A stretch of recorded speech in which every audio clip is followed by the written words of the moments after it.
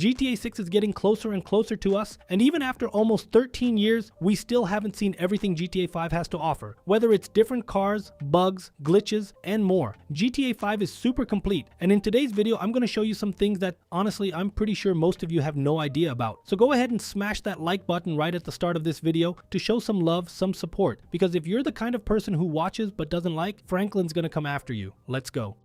Alright, let's start with these glitchy lights inside the quarry. When you shoot these lights, like this little spotlight thing or whatever it is, the whole thing falls down, guys. Check out how weird that is. It's actually pretty strange because it looks like something on the ground, you know, like an Easter egg or something. But it's not. I really think it's just a bug. And you can keep shooting all around those lamps and they'll just keep sliding on the ground and stuff. You can even throw sticky bombs or shoot RPGs and you'll see lamps popping out of the ground, bouncing and all that. But if when they pop up, they fall upside down, then you won't be able to see the light again. To find this glitchy light, just go to this spot and enjoy. Alright, moving on to the second curiosity here. The second one is this, guys. Well, there's a detail that we've been able to buy sodas in GTA since forever, right? So far, so good. What caught my attention in GTA 5 is that you can buy a maximum of 10 bottles or 10 sodas per vending machine, like the devs actually bothered to set a limit instead of just making it unlimited, you know? And after a while of drinking and drinking from that machine, you'll get a message saying the machine is out of drinks. Moving on to the next one, here's the deal. I'm pretty sure most of you have had trouble climbing a mountain, especially when you're going up Mount Chiliad or some really high spots in the game. Well, when you're struggling and start falling, what do? Just select a weapon and aim straight up, guys. When you aim straight up, the character will automatically walk normally without falling backward or anything like that, you get it? It's a really weird thing, but it's very similar to the bike mechanic, right? If you're going forward on the bike, it won't work, but if you're going backward, it does. The same thing happens when you're going down. If you're on a really steep slope, the character will fall, but if you're aiming, it follows the same rule and the character stays steady. It's like he's standing on an invisible platform. I don't really know how to explain it, but here's a tip for you. It works in GTA Online too, maybe even more useful for you there. Now, here's one that I thought was pretty cool. A lot of subscribers had already told me that NPCs steal our cars, but I found out it's not exactly like that. When you block traffic, an NPC comes over and moves your car out of the way to clear the traffic. So if you leave your car on the sidewalk, no NPC will get in it. But if you leave it in the middle of the street and wait a bit, a guy will come, hop in your car, and drive off. The only way to make him give up and not actually lose your car is to shoot him or near him. If he's already too far, use a sniper rifle, and the character will get out and abandon the car. End of story. If he's closer, just use a regular gun and it works too. So here's the tip, guys. NPCs don't steal from you. They're just clearing traffic, and as a result, they end up stealing your car.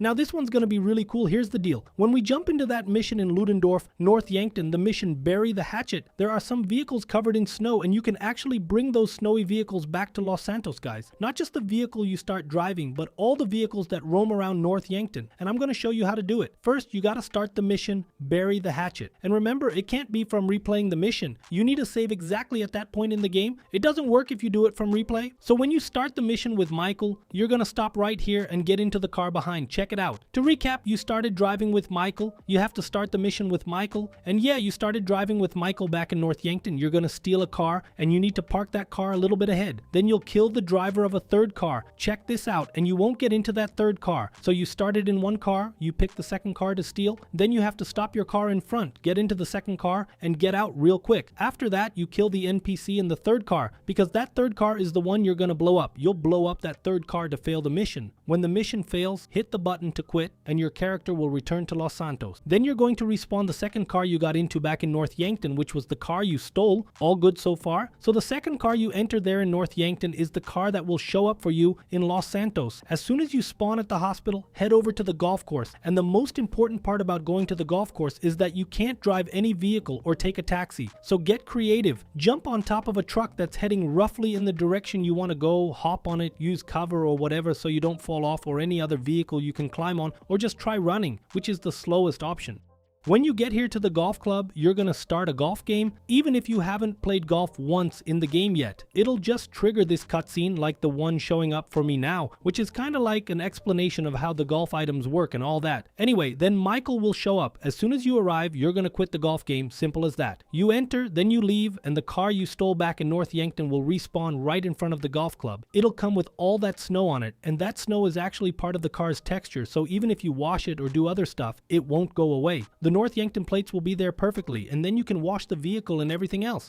Now let's say you want to start or you want to steal the vehicle we drive at the start of the mission, which is the Declasse Asia. This is a different process that's a bit easier. At the same point in the game, when I say the same point, I mean at the mission start, it also doesn't work in mission replay. So come here and buy Michael's garage. Then you're going to do a glitch where you need a motorcycle and a gas can. Grab the bike, come to the garage entrance and pour the gas on the ground. It's good to make like 3 puddles of gas on the floor so you don't risk messing it up, because glitches like this take a little while to get the hang of. Then you shoot the gas and press to enter the garage. Basically, Michael won't go into the garage, the game will bug out, the mini-map will disappear, and now you have to run to Michael's house to start the mission. So you're gonna run like 5 or 6 blocks. It's super important that you don't take a taxi or drive a car or anything like that. Just run like I did in the video. You get to his house and start the mission normally. Remember, start the mission with Michael, alright? Once you start the mission with Michael, now you can take a taxi to the airport, but the character's phone won't be working, so just run towards the airport. When you see a taxi on the street, hop in as a passenger, okay? You can't steal the taxi, got it? You have to get in as a passenger. Once you arrive at the airport, it's all smooth sailing. You'll start the mission there in North Yankton, and once it begins, the game will automatically kick you out of the mission and send you back to Los Santos. But the mission won't fail and you'll already have the car. Just take a look. Now there's just one little thing left to finish. The mission will start and the car will stop right here. It's automatic, guys. I didn't press anything. Then you'll leave that garage in Los Santos where you did the glitch. Now that we're back in Los Santos, there's going to be a really weird filter on the game, a super strange filter, but that's just how it is, no big deal. Now you need to find a police station, not necessarily right on top of it, but it's best to stop near one because we're going to make this vehicle respawn inside the police impound lot. So I'm heading over near the police lot now. Once you get there, you're going to abandon the vehicle. I'm really close, the police lot is right next door. Just grab any other vehicle and move away from the main car, the mission car, alright? If you don't, the mission will fail. You'll press the button to quit the mission and you'll get sent back to the airport. That's it, the game's already unbugged. If there's no taxi around, you can call one and go there, or if you want to go by helicopter, spawn a helicopter with a cheat code, and that's it. When you get to the police station, just go pay the fee to get the vehicle out. I don't know if these steps work on the very first version of GTA 5, but I can guarantee they work on the PlayStation 4 and 5 versions. After that, just store these super rare cars, which really are super rare. You can't buy these. Just keep them safe and be happy, got it?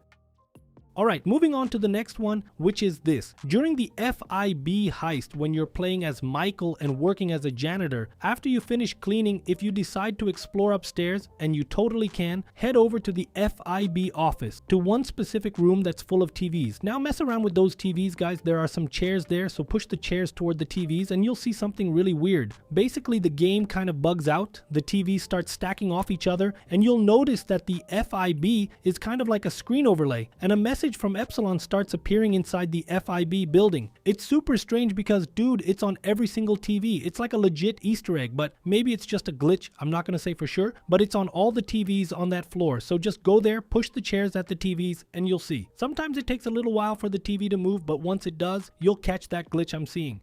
Next up, here's the deal, guys. Who here has had to pick up a prostitute in the game? Not necessarily had to, but wanted to, because it's kind of necessary if you're aiming for 100% completion in GTA 5. Anyway, I think everyone knows you can't normally change the game camera, right? But what if I told you that yes, there's a way to change it? Alright, I'm going to show you how to do it. The default camera is the one you're seeing now, all blurry. I added a filter so there wouldn't be any issues. So what do you do to fix this? To unlock other camera angles, call a prostitute to get in your car, and when she gets in, back up in a way that rips the car door off. Now, I'm not exactly sure what happens in the game, but when you go to perform the, acts, you'll basically have more camera angles available, and depending on where you are, you'll get more or fewer cameras. For example, a dialog box or info pops up at the top telling you to press a certain button to switch the camera. And in this case here, since I'm in a tight spot, I only have the front and back cameras, which I didn't have before. If you go to a more open area, it'll give you other angles. Like if you go up in the mountains, you'll even get side views. So for those who are into this kind of stuff, for anyone in the middle of all that chaos and wants to explore, see this and notice there are several different cameras so you can get a better view. You unlock it like that. Go ahead, try it out, and let me know if it worked.